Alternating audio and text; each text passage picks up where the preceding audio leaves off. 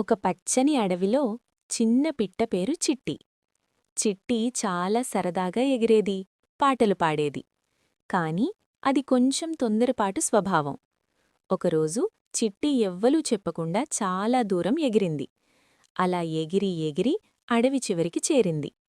అక్కడ చిట్టికి దారి తెలియలేదు. సాయంత్రమయ్యేసరికి చిట్టికి భయం వేసింది. అప్పుడే అక్కడొక నెమ్మదైన తాబేలు కనిపించింది.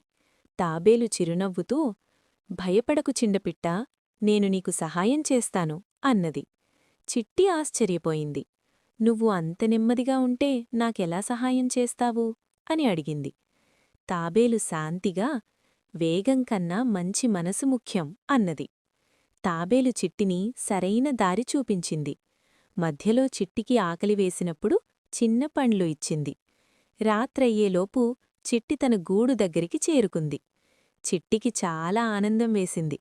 నిన్ను తప్పుగా అర్థం చేసుకున్నాను, నీవు నిజమైన స్నేహితుడివి అని చెప్పింది.